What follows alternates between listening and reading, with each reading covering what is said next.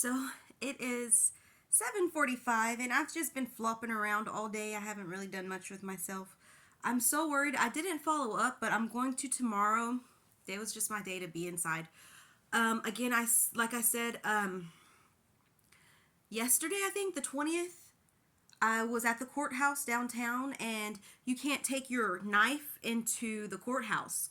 So I left it outside on the windowsill, and somebody stole it. And it says, and with me in my life, they try to frame me or get anything on me because I'm pretty civilized person. I don't really do crime, but I've heard so many awful things that I'm like, I have to protect myself.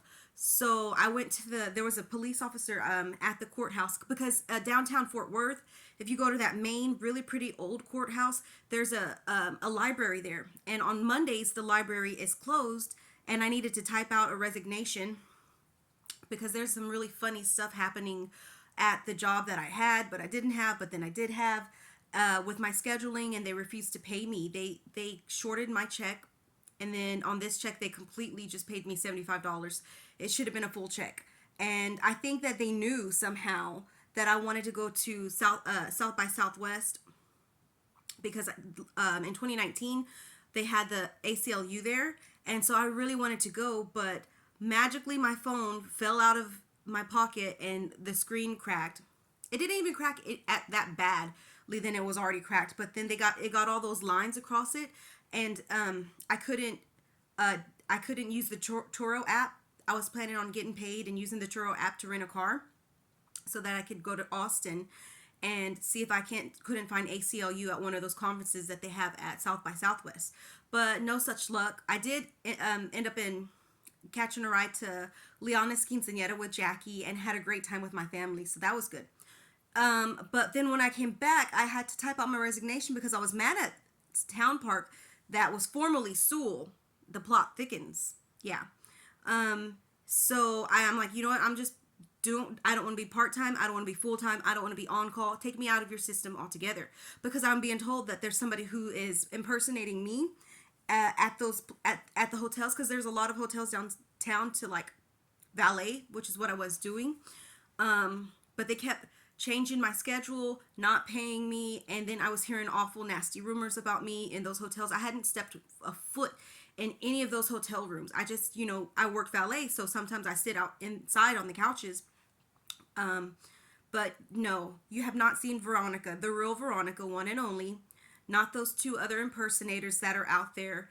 Step foot in one of those rooms. So I'm like, you know what? This is getting too weird. It's obviously they're just bullshitting me.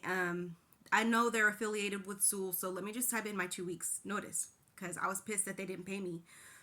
They gave me a check for $75, and I worked my ass off. I really need that money. And the manager told me, well, he told me last time, well, and on your next check you'll get all your hours that we missed from this check. So I was really expecting a nice check, and then I got a check for $75, and he's telling me, oh, well, we can't get that money to you for the next 2 weeks. I'm like, you already shorted my previous check, and to give me a check for $75, I can't live off of $75 for 2 weeks.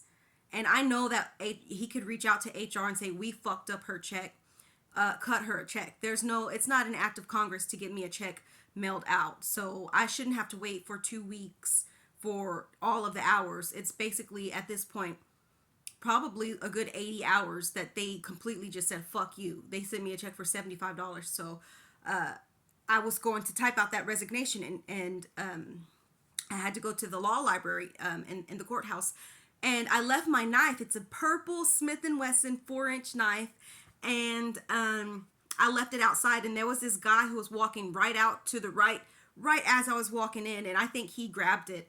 I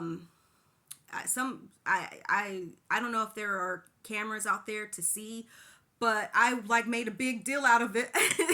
Excuse me, because I don't want to get framed. There's already a girl who looks like me who's probably out there soliciting, doing bad, awful things and saying things, and I can't stand the fact that somebody has my knife with my fingerprints on it out there. So I didn't follow up with my police report. I got the police who was like going through the metal detectors to do a statement for me, and he said he will type it up, and then I'm going to go follow up with him tomorrow. I was supposed to do it today, but I didn't. I was just flopping around the house being lazy. I'm already in bed. I didn't take a shower today. I don't know.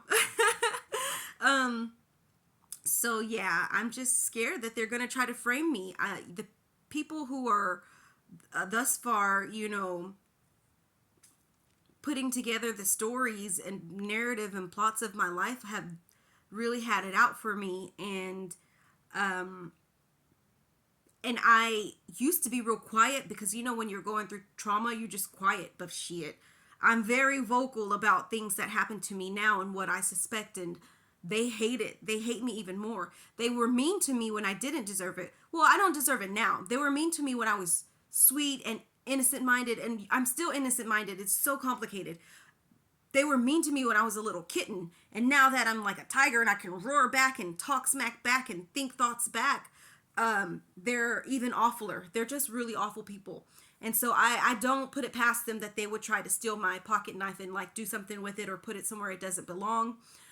So that's why I'm making this video, and that's why I'm following up. I'm making a police report so that's on paper that my pocket knife was stolen from me. And there's the police guard, and then there was a lady who gave me her name and her number just in case, because I don't do crime. I don't do any type of crime. I'm not a thief. One of the last times that I was working at doing valet, it was at the Kimpton, which I thought was weird because I had stopped working there. They just kept making some really stupid like excuses and transferring me from hotel to hotel. So I think that somebody who looks like me is working in my stead and doing awful things or hiding. I don't know. I honestly, I don't know. So somebody had left, like, I don't know, one of the drunk guys or one of the guys who was partying had left his driver's license and 2 visas just scattered out on the street. And so I picked them up and I gave them to the guy on the 24th floor on the check-in. I'm like, if somebody comes looking for these, they're his. And just because you're getting tortured and trauma, and just because if you endured trauma doesn't give you the right to steal somebody else's identity and to steal from people and lie and do people dirty. I'm sorry, I go through stuff too, worse than anybody, who doesn't deserve it. And I still don't have the right idea to steal from people or to hurt them or lie and steal their identity. So no, it's kind of infuriating that I hear people try to hint at somebody else's plight, like, oh, this girl I know. I'm like, well, who? Oh, she was abused by her dad. Oh, blah, blah, blah, blah, blah. I'm like, you know what? I went through some shit too. And I never stole nobody's identity. So, or anything. So that's no fucking excuse. And it infuriates me to hear them trying to defend her after they know what I've been through. I have a child out there who doesn't know his real mom. I have thought I can't be around my family. I can't function properly as I should, as I used to be able to before 2017 when people started telling me and adjusting and messing with my thoughts. So yeah, I just know that really bad people who are very good at what they do have it out for me. So I have to vocalize and verbalize every single thing that I go through. And I used to be I used to think that I was a very private person, and I'm kind of lowering my standards on, propriety by making these videos and putting myself on blast and putting all my information out there, because they say privacy is golden and blah blah blah. But in my situation, it's not, because the more I shut up and try not to make a spectacle of myself by speaking my truth, the more they're able to just kind of pack on this narrative about me, these narratives about me that isn't fucking true. And now that they finally got my knife. So like 6 months ago, I had to pee. I was in Dallas and I had to use the bathroom. And